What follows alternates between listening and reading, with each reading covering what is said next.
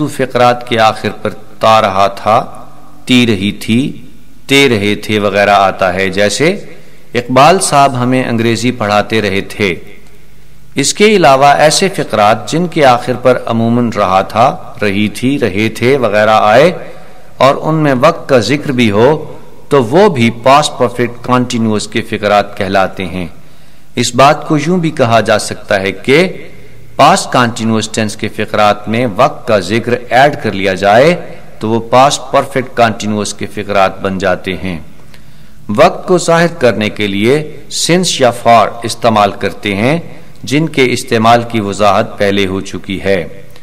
یہ بھی یاد رہے کہ پاسٹ پرفیکٹ کنٹینیوس کے بعض فقرات ایسے بھی ہوتے ہیں جن کے آخر پر تا رہا تھا، تی رہی تھی، تے رہے تھے وغیرہ آتا ہے اور ان میں وقت کا ذکر بھی ہوتا ہے، جیسے اورنگزیب کئی سال مرہٹوں سے لڑتا رہا تھا۔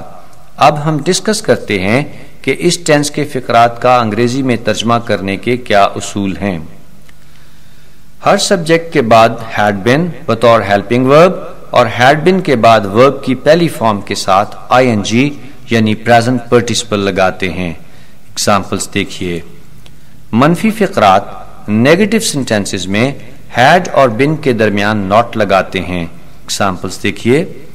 سوالیہ فقرات انٹراگیٹو سینٹینسز میں ہیڈ کو سبجیکٹ سے پہلے اور بین کو سبجیکٹ کے بعد لگاتے ہیں۔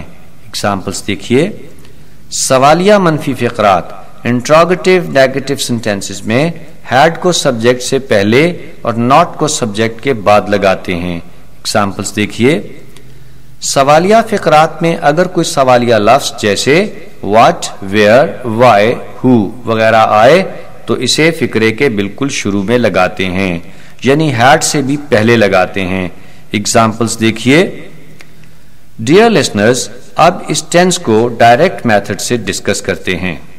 The past perfect continuous is used, number 1, to talk about an action that continued for a certain period in the past.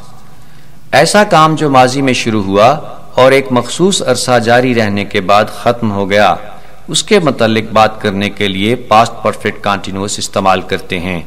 Examples دیکھیے۔ I had been working hard all day. میں سارا دن سخت محنت کرتا رہا تھا۔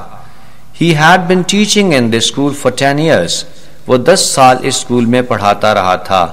She had been reading a novel for 2 hours. وہ 2 گھنٹے سے ناول پڑھ رہی تھی یا وہ 2 گھنٹے ناول پڑھتی رہی تھی۔ They had been playing the whole day. وہ تمام دن کھیلتے رہے تھے۔ Number 2, to talk about repeated actions in the past.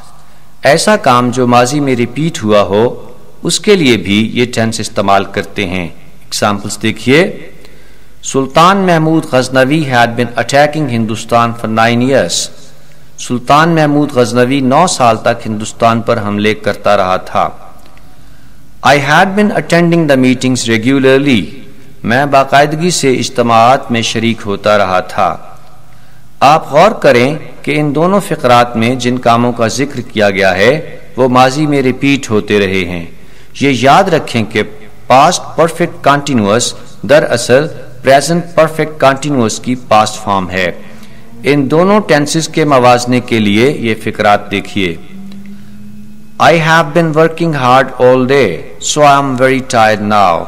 میں سارا دن سخت محنت کرتا رہا ہوں، لہٰذا اب میں بہت تھکا ہوا ہوں۔ I had been working hard all day, so I was very tired last night.